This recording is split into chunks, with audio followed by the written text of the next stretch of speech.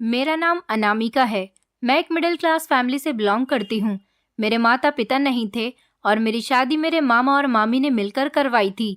उन्होंने बचपन से लेकर अब तक मुझे अपनी औलाद की तरह पाला था और मेरे लिए हमेशा उनकी यही ख्वाहिश थी कि वो मुझ बिन माँ की बच्ची की शादी एक अच्छे परिवार में करे। जब मेरा यहाँ से रिश्ता गया था तो मेरे मामा जी को खबर मिली थी कि लड़का और उसका भाई बहुत कमाते हैं और उनकी अपनी मिठाई की दुकान है।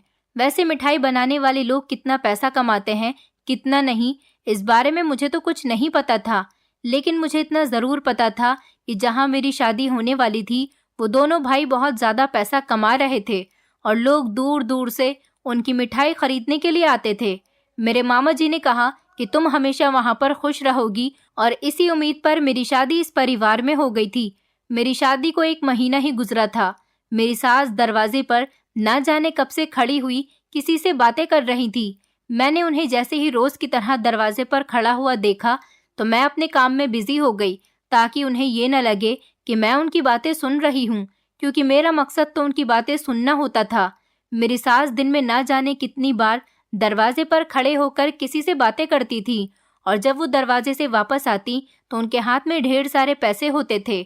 उनके हाथ में ढेर सारे पैसे देखकर मैं हैरान रह जाती थी कि भला ये पैसे उन्हें कौन देकर जाता है। यही सब मैं जानना चाहती थी, इसलिए उनके करीब जाकर काम को इस तरह से करती जैसे मैं बहुत ज़्यादा बिजी हूँ और उनकी बातों को सुनने की कोशिश नहीं कर रही हूँ, मगर मेरे कान उनकी तरफ ही लगे हुए होते थे।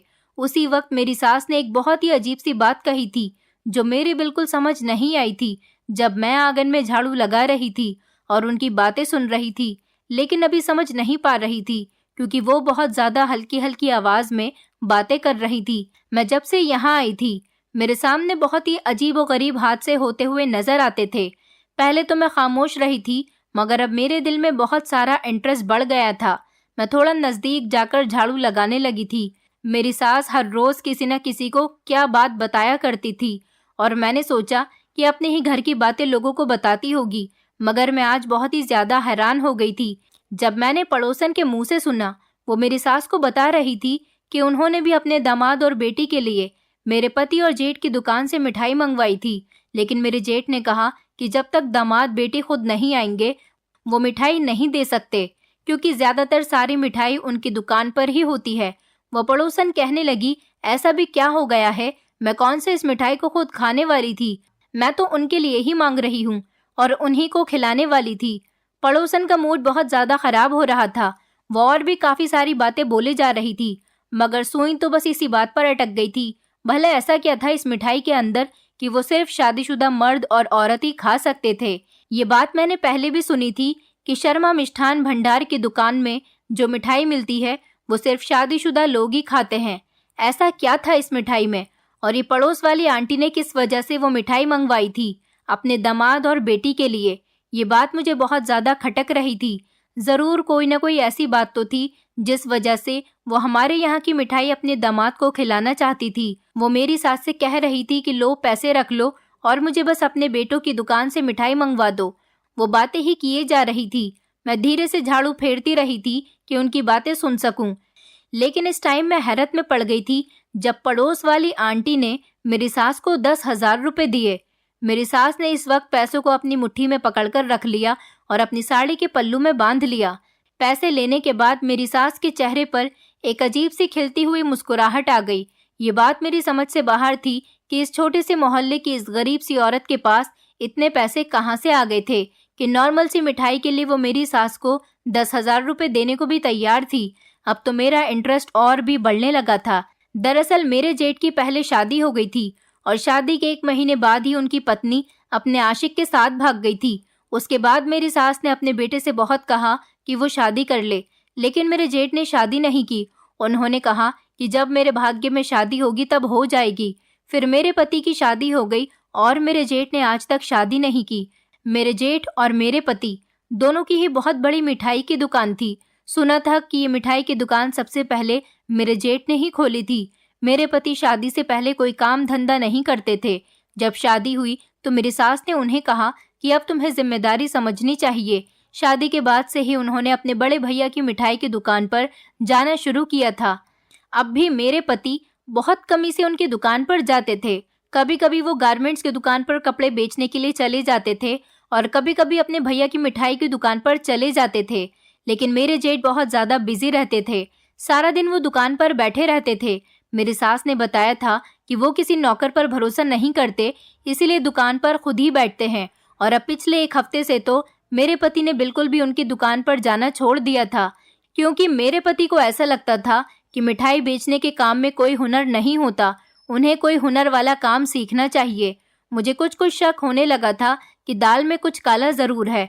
मैंने जल्दी जल्दी सफाई खत्म की और मैं खाना बनाने लगी थी, ताकि अपने पति के आने से पहले ही खाना बना लूं।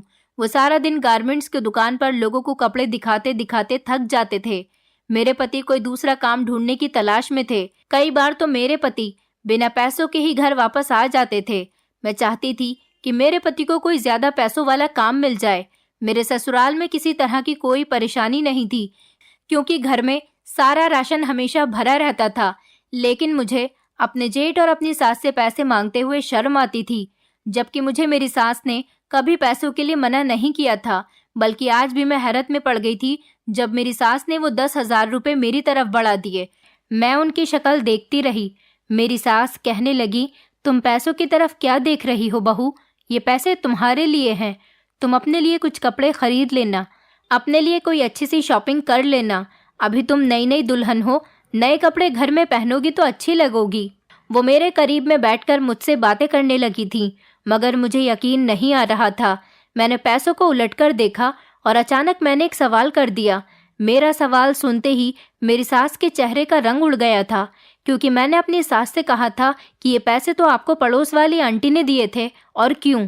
ये बात सुनकर मेरी सास के चेहरे के एक्सप्रेशन बदल गए थे, मगर मुझे जानना था। लेकिन उन्होंने मुझे डांट दिया और कहा कि बहू, तुम मुझ पर नज़र रखने लगी हो।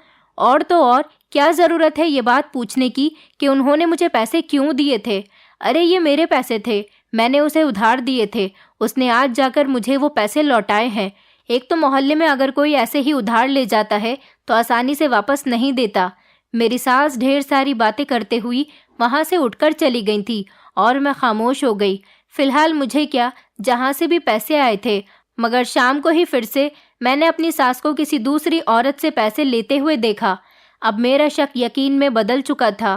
कुछ औरतें तो अपने लिए या अपने पतियों के लिए मिठाई मंगवाया करती थीं, और इस खास मिठाई की कीमत इतनी ज़्यादा तो नहीं थी, मगर मेरी सास ज़्यादा ही वसूला करती थी। न जाने क्यों ये बात मेरी समझ से बाहर होती चली जा रही थी। सुबह का टाइम था। मैं अपने जेठ को नाश्ता देने के लिए उनके कमरे में चली गई तो वो मुझे देखकर चौंक कर खड़े हो गए। अनामिका, तुम यहाँ क्या कर रही हो? वो मुझे गौर से देखने लगे। मैंने नाश्ते की ट्रे उनके सामने रखी और सर झुकाकर कहा, भैया, आज माँ जी की तबीयत कुछ ठीक नहीं है, वो उठ नहीं पा रही, इसलिए मुझे आपके कमरे में नाश्ता लेकर आना पड़ा। न जाने क्यों मेरे जेठ बहुत घबराए हुए लग रहे थे। मेरे आने से पहले उनके हाथ में कोई चीज़ थी और वो उस चीज़ को मुझसे छुपाने की कोशिश कर रहे थे। मगर मैं जैसे ही मुड़ने लगी तो मेरी नज़र अचानक एक बोरी पर पड़ी और मेरी आंखें फटी की फटी रह गईं। ये ना जाने किस चीज़ की बड़ी सी बोरी थी। मैं खुद को संभालती हुई कमरे से बाहर निकल आई थी। मेरा दिल बहुत ज़ोर ज़ोर से धड़कने लगा था। ये सब जो मैंने देखा था आखिर क्या था? कमरे के अंदर भला ऐसी चीज़ों को रखने की क्या ज़रूरत थी? मैं ये सब कुछ सोच सोच कर थक चुकी थी, मगर ये बात मेरी ज़बान पर नहीं आ रही थी। मेरी मजबूरी थी कि मैं अपने पति से भी ये बात नहीं कह पा रही थी, मगर मुझे इस रात से पर्दा तो उठाना ही था कि आखिर वो सब क्या था और ये सब कुछ हमारे घर में क्यों हो रहा था। ये आस पड़ोस की औरतें इतने ढेर सारे पैसे मेरी सास को क्यों दिया करती थीं, और क्यों वो खुशी खुशी हमारे घर से मेरे जेठ की दुकान की लाई हुई मिठाई ले जाया करती थीं। मैंने आज अपने जेठ से बात करने की ठान ली थी। मैं रात तक उनका इंतज़ार करती रह गई, मगर वो काफ़ी रात तक घर वापस नहीं आए थे और मैं उनका इंतज़ार करते करते सो गई। मगर सुबह मैं जल्दी जल्दी नाश्ता तैयार करके अपने जेठ के कमरे की तरफ चली गई। मगर मैं हैरान रह गई थी कि उन्होंने अपने कमरे के दरवाजे को आज अंदर से बंद कर दिया था, जबकि इससे पहले वो कमरे में होते तो कभी उन्होंने अंदर से कमरे के दरवाजे को बंद नहीं किया था। मैं समझ गई थी कि कल मैं अचानक उनके कमरे में चली गई थी और शायद उनको नहीं पता था कि मैं बिना नॉक किए ही उनके कमरे में चली जाऊंगी, और उनको नहीं पता था कि मैं अचानक से उनके कमरे के अंदर चली जाऊंगी। तभी तो उन्होंने आज कमरे के दरवाजे को अंदर से बंद कर लिया था। मैंने जैसे ही दरवाज़ा खटखटाया तो उन्होंने दरवाज़ा खोल तो दिया, लेकिन उन्होंने दरवाजे से ही नाश्ता ले लिया। मैंने अंदर झांका तो मुझे आज वो बोरी नज़र नहीं आ रही थी, क्योंकि मेरे जेठ ने दरवाज़ा बंद कर दिया था। मेरे जेठ का कमरा हमेशा बंद रहता था। उनके कमरे की सफाई भी मेरी सास खुद ही किया करती थी। कल मेरी सास को बुखार था, इसलिए मुझे अपने जेठ के कमरे में एक बड़ी सी बोरी रखी हुई नज़र आई थी और उसमें सफ़ेद रंग का कुछ पाउडर रखा हुआ था। मैं समझ नहीं पाई थी कि वो सफ़ेद पाउडर किस चीज़ का पाउडर है। मैं अब भी अपने जेठ के कमरे के दरवाजे के बाहर ही खड़ी हुई थी, क्योंकि मैं इंतज़ार कर रही थी कि जैसे ही मेरे जेठ नाश्ता करने के बाद दुकान पर जाने के लिए कमरे से बाहर निकलेंगे तो मैं उनसे बात कर लूँगी। और कुछ देर बाद ही मेरे जेठ हाथ में एक थैला लेकर कमरे से बाहर निकल गए थे। मुझे देखते ही उन्होंने कहा कि हाँ बताओ अनामिका, तुम्हें कोई काम था क्या? वो हैरत से मुझे देखकर सवाल करने लगे। मैंने कहा, जी भैया, मुझे आपसे कुछ बात करनी थी। दरअसल वो मैंने आपकी मिठाई की बहुत तारीफ सुनी है। आज जब आप दुकान से घर आओ तो रात को मेरे लिए भी मिठाई लेते आना।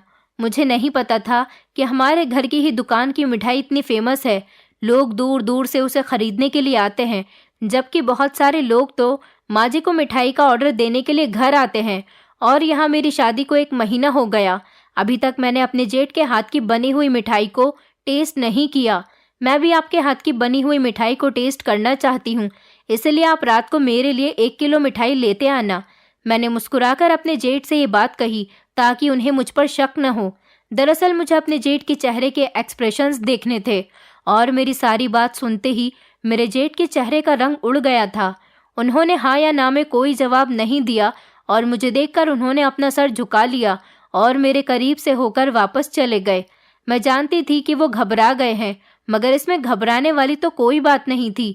मेरे पति भी घर से काम के लिए निकल गए थे और मेरी सास अभी तक सो रही थी।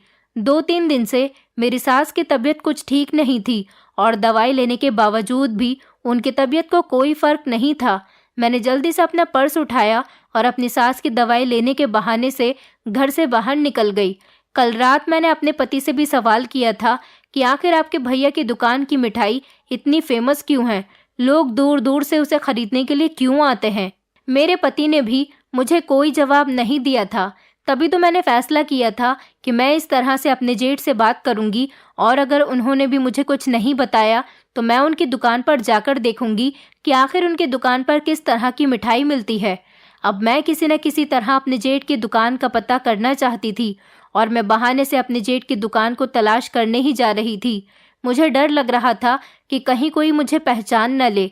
मैंने अपने चेहरे को भी अच्छे से छुपा लिया था, मगर मुझे तो मिठाई देखनी थी। काफ़ी सारी टूटी फूटी गलियों से गुजरते हुए आखिरकार मैं अपने जेठ की दुकान पर पहुंच ही गई थी, जहां शर्मा मिष्ठान भंडार लिखा हुआ था। शर्मा मेरे ससुर के सरनेम में लगता था और इसीलिए दुकान का नाम भी शर्मा मिष्ठान भंडार था। काफ़ी सारी औरतें और आदमी वहां पर लाइन लगाए हुए खड़े थे। मैं भी इसी लाइन में शामिल हो गई थी। डर की वजह से मुझे पसीने आने लगे थे। मुझे एक अजीब सी घुटन होने लगी थी। काफ़ी देर इंतज़ार करने के बाद मेरा नंबर आ गया था। मैं जैसे ही आगे होती गई तो वहाँ पर मुझे मेरे जेठ नज़र आए और वहाँ मैंने देखा कि मेरे पति भी बैठे हुए थे। अपने पति को देखकर तो मैं चौंक गई थी, क्योंकि आज उन्होंने मुझसे कहा था कि वो नौकरी की तलाश करने के लिए किसी फैक्ट्री में जा रहे हैं। भला वो आज यहाँ पर क्या कर रहे थे? मैं अपने पति से उनके भाई की मिठाई को लेकर अगर कोई सवाल करती तो मेरे पति कहते थे कि मुझे इस बारे में कुछ भी नहीं पता और ना ही मैं अपने भैया के मिष्ठान भंडार में कोई इंटरेस्ट रखता हूँ। और अब देखो, वो तो यहाँ कितने शौक से बैठे हुए लोगों को मिठाई बेच रहे थे। मेरा नंबर भी अब आ गया था। मेरे पति और जेठ जल्दी जल्दी मिठाई पैक करके सबको दे रहे थे। मैंने जैसे ही पैसे आगे बढ़ाए तो मेरे जेठ ने सवाल किया कि मर्द के लिए चाहिए या औरत के लिए। मैं कंफ्यूज हो गई थी और मैंने डरते हुए कपकपाते हुए अपने होठों से कहा कि मुझे मर्द के लिए मिठाई चाहिए। तब उन्होंने मेरे लिए 1 किलो मिठाई पैक की और मुझे मिठाई पकड़वाई और पैसे लिए। मैं जल्दी से वहाँ से निकल आई थी। न जाने मुझे क्यों लग रहा था कि वो दोनों भाई मुझे पहचान गए थे, मगर ये भी तो हो सकता था कि वो मेरा वहम भी तो हो सकता है। मैं तेज तेज कदमों से घर की तरफ चलती जा रही थी। बार बार पीछे मुड़ मुड़ कर देख रही थी कि कहीं मेरे पीछे तो कोई नहीं आ रहा। ऐसा लग रहा था जैसे हर आदमी मेरा पीछा कर रहा है। मैंने खुद को बहुत अच्छे से छुपा रखा था, मगर लोगों की नजरें जैसे मेरे शरीर पर पड़ रही थी। बड़ी मुश्किल से डरते डरते मैं घर तक पहुंचने में कामयाब हुई थी और घर आकर अपने कमरे में आते ही मैंने अंदर से दरवाजे को बंद कर लिया था। पहले तो मैंने कुछ देर आराम किया और उस मिठाई को गौर गौर से देखती रही। थोड़ी देर के बाद मैंने वो मिठाई किचन में जाकर छुपा दी ताकि फुर्सत से खा सकूं। अभी तो मेरी सास मुझे आवाज़ दिए जा रही थी। मैं जैसे ही भागती हुई अपनी सास के कमरे तक पहुंची, उनके माथे पर हाथ रखा तो वो बुखार में बुरी तरह से जल रही थी। मैंने कहा, माँ जी, आपको तो बहुत तेज़ बुखार है। मैंने परेशानी से उनको देखा। उन्होंने मुझसे कहा, बहू, मुझे पानी पिला दो, मुझे बहुत तेज़ प्यास लग रही है। मैंने अपनी सास को पानी पिलाया और उन्हें बुखार की दवाई भी दे दी और उनके माथे पर ठंडे पानी की पट्टियाँ रखने लगी। मुझे अपनी सास की बहुत फिक्र हो रही थी। वो बहुत हिम्मत वाली औरत थी और मुझसे बहुत प्यार करती थी, और आज उन्हें इस हाल में देखकर मेरे दिल में और भी ज़्यादा बुरे बुरे ख्याल आने लगे थे। जो कुछ भी था, मेरे पति ने मुझे कुछ नहीं बताया था और इसीलिए मुझे इस घर में किसी पर भी भरोसा नहीं था। वो मेरे पति थे, भला मुझे तो इस मिठाई का सीक्रेट बता ही सकते थे। फिर भी इस घर में मेरी एक सास थी जो मेरा बहुत ख्याल रखती थी। मुझे डर था कि अगर मेरी सास को कुछ हो गया तो कभी भी ये दोनों भाई मुझे इस घर से निकाल सकते हैं। वैसे भी मेरा पति मुझसे हर टाइम लड़ता ही रहता था। अभी मैं उसकी नई नई पत्नी थी और वो हमेशा मुझसे लड़ाई झगड़ा करता रहता था। मेरे पति की कोई परमानेंट जॉब भी नहीं थी, इसलिए वो बहुत ज़्यादा चिड़चिड़ा रहने लगा था। शादी से पहले तो उसने कोई मेहनत मजदूरी की नहीं थी। अब शादी के बाद जब जिम्मेदारी बढ़ने लगी थी तो उसे नौकरी की याद आने लगी थी। मैं अपनी सास की हमेशा सेवा करती रहती थी। मेरे ससुराल का माहौल बहुत ही ज़्यादा अजीब था। छोटी छोटी गलियां और उल्टे सीधे रास्ते बने हुए थे। ऐसे रास्ते थे कि इंसान को समझ भी ना आए। मैं यहाँ पर कभी नहीं आती, लेकिन मेरे मामा जी को किसी ने बताया था कि लड़का बहुत ज़्यादा मेहनती है। दरअसल मेरा पति मेहनती नहीं था, जबकि उसका बड़ा भाई बहुत ज़्यादा मेहनती था। मेरे मामा ने सिर्फ लड़के के भाई की मिठाई की दुकान देखकर ही मेरी शादी कर दी थी, क्योंकि सुना था कि उनकी मिठाई की दुकान बहुत ज़्यादा फेमस है और दूर दूर से लोग इस मिठाई को ख़रीदने के लिए आते हैं और किसी भी कीमत में मिठाई खरीद कर लेकर ही जाते हैं। ये बात तो सच थी कि मेरे जेठ की मिठाई बहुत बिकती थी। वो घर में तो किसी तरह का मिठाई का कोई भी काम नहीं करते थे। सुना था कि उन्होंने अपनी दुकान पर ही कोई हलवाई रखा हुआ है और दुकान पर ही सारी रात मिठाई बनती है, फिर सुबह को वो मिठाई बेचने के लिए दुकान लगाई जाती है। मुझे अपनी ससुराल का मोहल्ला पसंद नहीं था, क्योंकि यहाँ की गंदी गलियाँ और गंदी जगह और गंदे बच्चे खेलते हुए नजर आते थे, जबकि मेरे मामा जी का घर तो काफ़ी अच्छे एरिया में बना हुआ था। ये लोग अच्छा कमाते थे। मेरे जेठ के पास काफ़ी सारे पैसे रहते थे, फिर भी इतनी घटिया जगह पर घर बना हुआ था। चाहते तो कहीं अच्छी जगह पर भी घर खरीद सकते थे। यहाँ की सारी औरतें घर से बाहर निकलकर आपस में बातें करती रहती थीं। उनमें से एक औरत तो मेरी सास भी थी, जो आधे से ज़्यादा दिन तो दरवाजे पर ही किसी न किसी औरत के साथ बातों में गुजार दिया करती थी। शादी के बाद मुझे इस घर में आए हुए 1 हफ्ता ही हुआ था, जो मेरी सास ने सारे घर का काम मेरे सर पर ही डाल दिया था। मैं इस घर की इकलौती औरत थी। अब मुझे ही तो इस घर का सारा काम करना था और मुझे यहीं पर ही रहना था। ऐसा भी नहीं हो सकता था कि मेरा पति अपनी कमाई से दूसरा घर खरीद ले और मैं वहां पर जाकर रहने लगूं। मेरा पति तो अभी कोई काम ही नहीं करता था। मैं जल्द से जल्द अपने ससुराल वाले घर से जाना चाहती थी। शादी से पहले मम्मी जी ने तो मुझसे कभी घर का कोई काम नहीं करवाया था। वहाँ का माहौल भी ऐसा नहीं था जैसा मेरी ससुराल का माहौल था। मेरी मम्मी काफ़ी पढ़ी लिखी थी और उन्होंने मुझे भी अच्छा पढ़ाया लिखाया था। मैं हमेशा अपनी पढ़ाई लिखाई में बिजी रहती थी और ना ही कभी दूसरों के घर में मैंने ताक झांक की थी, जबकि इस मोहल्ले में हर मामले में टांग अड़ाने वाले लोग बहुत से थे। जबकि इस बात का आइडिया मुझे शादी के बाद जल्दी ही हो गया था। शादी के अगले दिन ही यहाँ पर मोहल्ले की एक एक औरत ने आकर मुझे देखा था और सब मेरे बारे में बातें करती थी। मुझसे तरह तरह के सवाल पूछती थी। तुमने कितनी पढ़ाई की हुई है, तुम्हारी मामी का मायका कहाँ का है, न जाने किस किस तरह की बातें करती थी। मैं यहाँ पर 1 हफ्ते बाद ही बोर हो गई थी। मेरे पति मुझे कहीं घुमाने फिराने भी लेकर नहीं गया था। मेरे ससुराल में पैसों की तो कोई कमी नहीं थी। मेरे ससुर तो मर चुके थे और मेरी सास घर में ही रहती थी। सुना था कि इतना सारा पैसा मेरे जेठ ही अपनी मिठाई की दुकान से कमा कर लाते हैं। भला मिठाई की दुकान से तो कोई इतनी ज़्यादा कमाई नहीं कर सकता, लेकिन कुछ ही दिनों में मुझे एक अजीबोगरीब बात मालूम पड़ी थी, जिसे सुनकर न सिर्फ मैं हैरान हुई थी बल्कि अच्छी खासी परेशान भी हो गई थी। और वो बात ये थी कि मेरे जेठ की जो मिठाई की दुकान थी, वहाँ पर सिर्फ शादीशुदा कपल से मिठाई खरीद सकते थे। ये मेरे जेठ का उसूल था। भला इसमें ऐसी क्या बात थी कि मिठाई सिर्फ शादीशुदा लोग ही खा सकते हैं? ये बात मुझे हजम नहीं होती थी और इसी वजह से आज मैं वो मिठाई लेकर आई थी। मैंने देखा मेरी सास सो चुकी थी और उनका बुखार भी अब कम हो गया था। मैं उनकी दवाइयाँ उठाकर किचन में चली आई थी।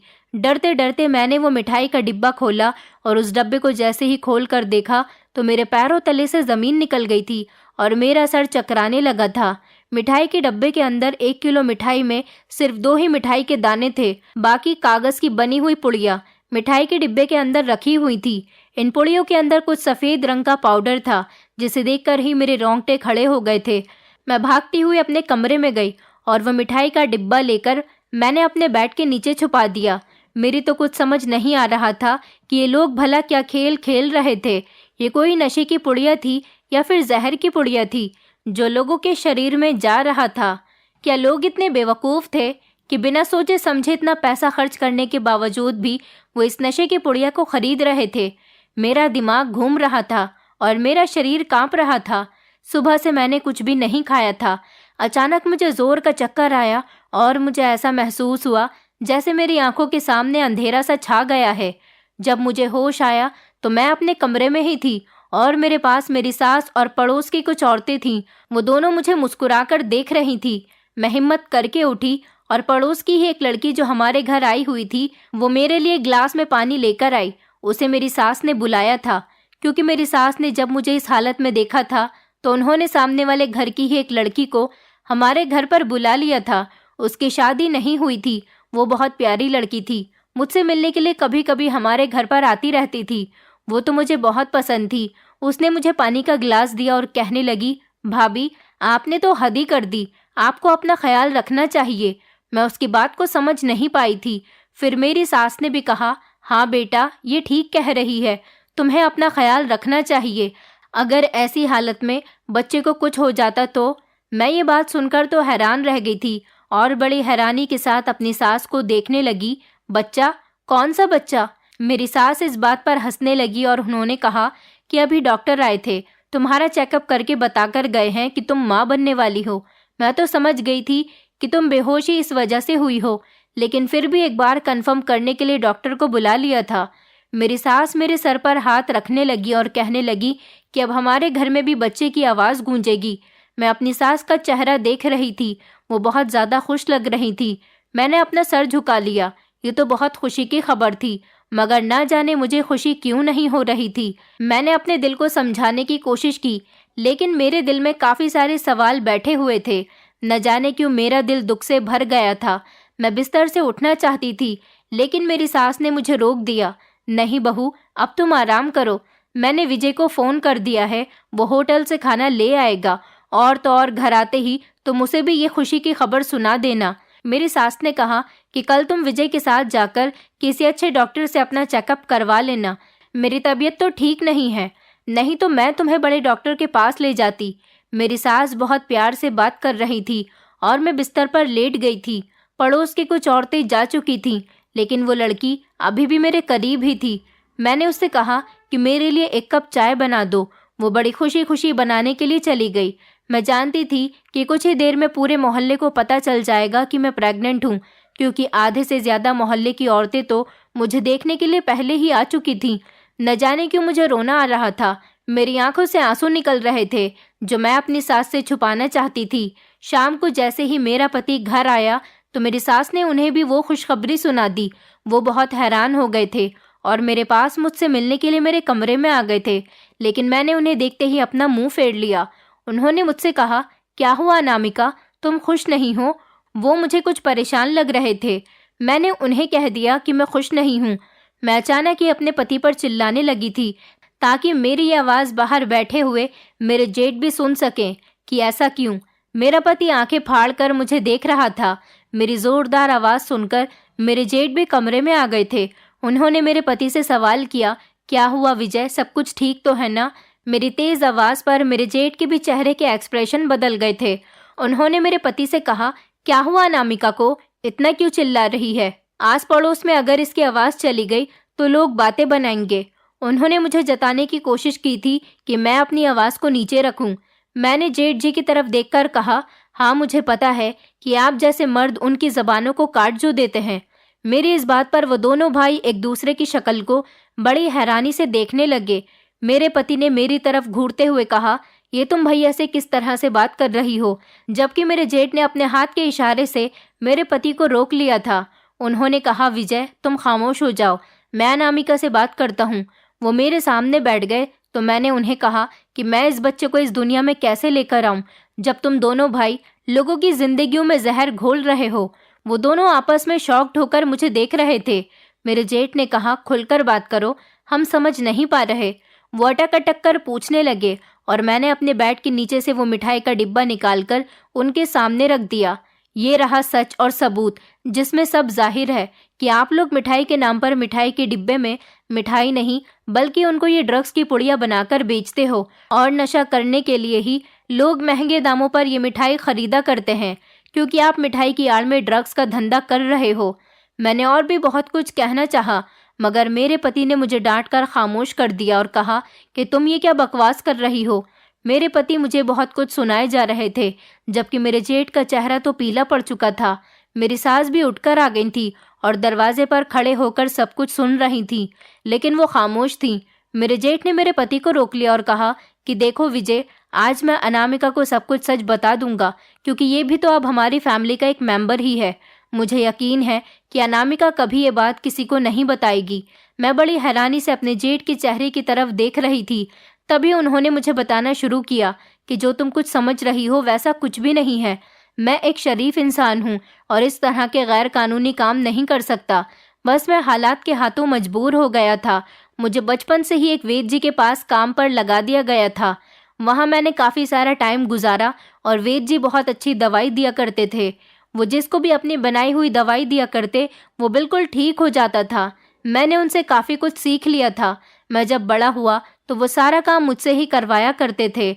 मैं समझ चुका था कि कौन सी दवाई किस तरीके से बनानी है और किस मरीज को देनी है। लोग दूर दूर से उनके पास इलाज के लिए आया करते थे। फिर एक दिन अचानक से उनकी मौत हो गई। उनकी दुकान भी बंद हो गई थी क्योंकि उनके आगे पीछे कोई नहीं था और उन्होंने शादी भी नहीं की थी। मैंने बहुत कोशिश की कि मैं वैद्य जी की दुकान को संभालूं, मगर जब मैं अपनी दुकान पर बैठने की जगह उनकी दुकान पर बैठने लगा तो कोई भी मुझसे दवाई लेने नहीं आता था। मेरे पास इतना पैसा भी नहीं था कि मैं उनकी दुकान का भी किराया दे सकता। इसीलिए शुरू के कुछ दिन तो मैं दुकान चलाता रहा। उसके बाद वो दुकान बंद हो गई। फिर मैंने कोई दूसरा काम किया, पैसे इकट्ठे किए। उसके बाद मेरी माँ ने कुछ अपने जेवर बेचे और कुछ मेरे पास पैसे जुड़े हुए थे। इस तरह से मैंने अपनी अलग दुकान खोल ली, मगर मैं जानता था कि मुझे कोई फ़ायदा नहीं होने वाला। इसलिए मैंने अपनी उस छोटी सी दुकान में मिठाई बेचना शुरू कर दिया। लोग मिठाई तो शौक से नहीं खाते थे और मेरी इतनी आमदनी भी नहीं थी। मेरे पास एक आदमी आया और उसने बातों बातों में बताया कि उसकी तबीयत ठीक नहीं रहती, उसको ब्लड प्रेशर की कुछ परेशानी है। उसने काफ़ी सारे डॉक्टर्स को दिखा दिया लेकिन उसकी परेशानी ठीक नहीं होती। तो मैंने अपने पास रखी हुई वैद्य जी की एक दवाई मिलाकर उसकी मिठाई के डब्बे में रखकर दे दी और कहा कि इसी मिठाई के साथ खा लेना। मेरा मकसद उस आदमी की परेशानी को दूर करना था। दूसरे ही दिन वो आदमी मेरे पास आया और मुझसे कहने लगा कि तुम्हारी दवाई खाने के बाद मेरी तबीयत बिल्कुल ठीक हो गई। वो हैरत और खुशी से मुझे देखे जा रहा था और उसने मुझे और भी ज़्यादा मिठाई लेने के लिए कहा। मैंने उसे दवाई की पुड़िया बनाकर मिठाई के डब्बे में रखकर दे दी।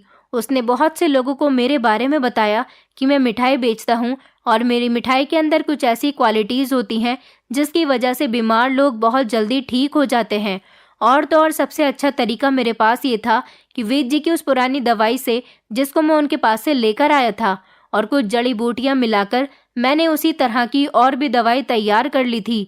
मेरी इस दवाई की खासियत ये थी कि जिस मर्द या औरत के अंदर कोई प्रॉब्लम हो या उसका बच्चा पैदा नहीं हो रहा हो, तो मेरी ये दवाई खा लेने से उसकी ये प्रॉब्लम भी दूर हो जाती और भगवान उन्हें बच्चा भी दे देता।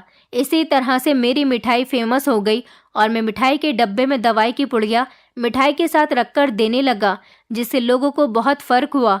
मैं इस तरीके से लोगों का इलाज किया करता था। लोग मुझे मेरी मिठाई के हज़ारों रुपये देते थे।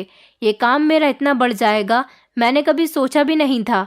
उसी दिन मैंने फैसला कर लिया था कि मैं अपना ये राज किसी को नहीं बताऊंगा। मेरी इस मिठाई वाली दवाई की वजह से बहुत सारे बेऔलाद लोगों को औलाद हासिल हो चुकी थी। तभी तो ये बात फेमस है कि मेरी बनाई हुई मिठाई शादीशुदा लोग ही खा सकते हैं। मैं इस सब से बहुत फेमस हो गया था और माँ के पास भी बहुत सारी औरतें आती और उनसे कहती कि हमें अपने बेटे से मिठाई मंगवा दो। इसीलिए मोहल्ले की हर कोई मजबूर औरत अपने लिए वो मिठाई मांगने आती थी और कुछ तो अपने जानने वालों के लिए भी लेने आती थी। मैं देख चुका था कि लोग डॉक्टर्स में कितना ज़्यादा पैसा खर्च करते हैं, लेकिन फिर भी उनको कोई फ़र्क नहीं होता। यही वजह है कि मेरी दुकान पर मिठाई की आड़ में एक ऐसी दवाई बिक रही है जो लोगों का बहुत फ़ायदा करती है, और इसी वजह से मेरी दुकान पर मिठाई खरीदने वाले लोगों की लंबी लाइन लगी हुई होती है। मैंने तो मिठाई का दाम वही रखा जो कि नॉर्मल होता है, मगर लोग खुद ही अपनी खुशी से मुझे ज़्यादा पैसे देकर जाने लगे। अब मैं किसी से भी कहता नहीं हूँ कि मुझे कितने पैसे चाहिए या 1 किलो मिठाई के कितने पैसे हुए। जो मुझे अपनी खुशी से जितने भी पैसे दे देता है मैं रख लेता हूँ। तुमने उस दिन मेरे कमरे में बड़ी सी बोरी में जो सफ़ेद रंग का पाउडर देखा था, वो ड्रग्स का पाउडर नहीं था, बल्कि वो मेरे हाथ की बनाई हुई जड़ी बूटियों वाली सफ़ेद दवाई थी। मेरी माँ ने भी जिसको वो मिठाई दी और उसने मिठाई के साथ मेरी दवाई को खाया, तो हर किसी को बहुत फ़र्क हुआ था, और इसी वजह से हमारे घर से काफ़ी सारी औरतें मिठाई खरीदने के लिए माँ से कह जाती थीं। अब मेरे दिमाग के सारे सवाल जवाब ख़त्म हो गए थे, क्योंकि मेरे जेठ ने मुझे सारी बात बता दी थी। मैंने अपने जेठ और पति से माफ़ी मांग ली थी। उन्होंने मुस्कुराकर मेरे सर पर हाथ रख दिया और कहा कि कोई बात नहीं, तुम हमारे घर की मेंबर हो और हम जानते हैं कि तुम इस बात का सीक्रेट किसी को नहीं बताओगी। यही वजह है जो हमारे घर में लक्ष्मी ही लक्ष्मी है और किसी चीज़ की कोई कमी नहीं। मैंने अपने पति से भी माफ़ी मांगी थी। मेरे पति ने मुझसे बहुत खुश होकर बात की थी। आज पहली बार मुझे अपने पति बहुत अच्छे लगे थे। मैंने अपने जेठ से कहा, भैया आप शादी क्यों नहीं कर लेते? अब तो आपने अपने छोटे भाई की शादी भी कर दी। मेरी बात पर मेरे जेठ हंसने लगे और कहने लगे क्योंकि मैं नहीं चाहता कि मुझे मेरी मिठाई खाने की ज़रूरत पड़े। उनकी बात पर हम सब लोग ज़ोर ज़ोर से हंसने लगे थे और मेरे पति भी सर झुकाकर हंस रहे थे। अब मेरी ज़िंदगी मेरे ससुराल वालों के साथ बहुत अच्छी गुजर रही है। कुछ महीने पूरे होने के बाद मैंने एक प्यारी सी बेटी को जन्म दिया था और मेरी ससुराल में बेटी के जन्म से सब लोग बहुत खुश थे। दोस्तों, उम्मीद करती हूँ आपको हमारी कहानी पसंद आई होगी। कहानी पसंद आई है तो वीडियो को लाइक करें, चैनल पर नए हैं तो चैनल को सब्सक्राइब करें और हाँ, नोटिफिकेशन बेल को ज़रूर दबाएं ताकि अगली अपडेट सबसे पहले आपको मिले।